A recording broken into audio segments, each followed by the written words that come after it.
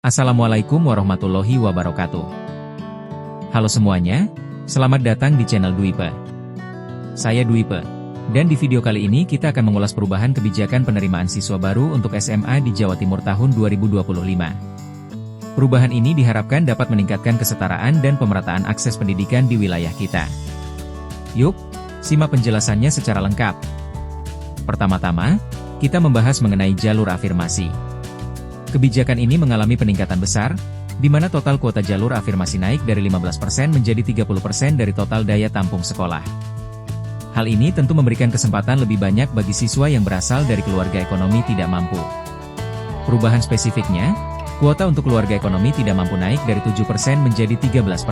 Selain itu, diperkenalkan jalur baru yaitu, nilai akademik keluarga tidak mampu, dengan alokasi 7%, yang dikhususkan untuk siswa dengan prestasi akademik namun berasal dari latar belakang ekonomi yang kurang mampu.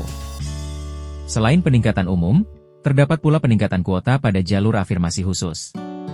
Bagi anak-anak buruh dari keluarga ekonomi tidak mampu, disediakan kuota sebesar 5%. Sedangkan untuk siswa penyandang disabilitas, kuota diperbesar dari 3% menjadi 5%. Langkah ini merupakan bagian dari upaya untuk memastikan peluang pendidikan yang lebih inklusif dan adil bagi seluruh lapisan masyarakat. Selanjutnya, mari kita lihat perubahan pada jalur mutasi orang tua. Total kuota pada jalur ini ditetapkan sebesar 5% dari keseluruhan daya tampung sekolah. Rinciannya terdiri dari dua bagian, 3% untuk anak dengan orang tua atau wali yang sedang menjalani proses mutasi tugas, serta 2% untuk anak dari guru atau tenaga kependidikan. Kebijakan ini diharapkan dapat mendukung siswa yang terdampak dinamika pekerjaan orang tua mereka. Tak kalah penting, jalur prestasi juga mengalami penyesuaian. Jalur ini dibagi menjadi dua kategori. Yang pertama adalah prestasi non-akademik dengan kuota sebesar 3% dari total daya tampung. Kategori ini mencakup prestasi dalam bidang olahraga, seni, dan kegiatan ekstrakurikuler lainnya. Sedangkan untuk prestasi akademik, kuota yang dialokasikan adalah sebesar 2%, yang meliputi prestasi di bidang olimpiade sains, matematika, dan kompetisi akademik lainnya. Berikutnya adalah mengenai jalur nilai prestasi akademik. Di sini, 1/4 atau 25% dari total daya tampung sekolah diperuntukkan bagi siswa dengan nilai akademik terbaik berdasarkan hasil ujian dan rapor. Jalur ini secara khusus mengutamakan para siswa yang menunjukkan konsistensi dan keunggulan dalam prestasi akademik mereka, sebagai penghargaan atas kerja keras dan dedikasi.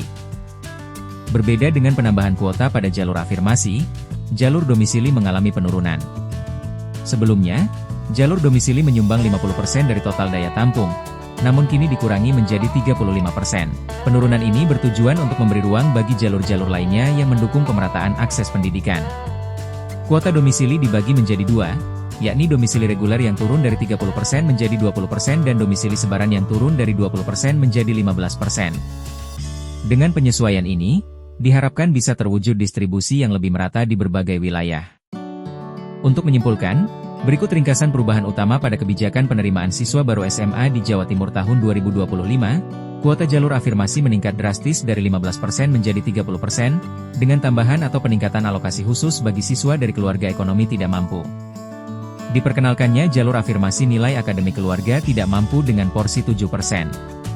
Sementara itu, kuota jalur domisili diturunkan dari 50% menjadi 35% untuk membuka kesempatan lebih besar bagi alternatif jalur lainnya.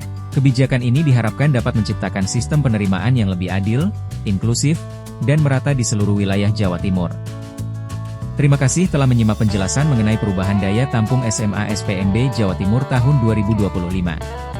Semoga informasi ini bermanfaat bagi para calon siswa, orang tua, dan pendidik. Jangan lupa untuk mengklik tombol like dan subscribe agar tidak ketinggalan update informasi pendidikan dan kebijakan terbaru. Tinggalkan komentar di bawah jika ada pertanyaan atau masukan. Sampai jumpa di video berikutnya.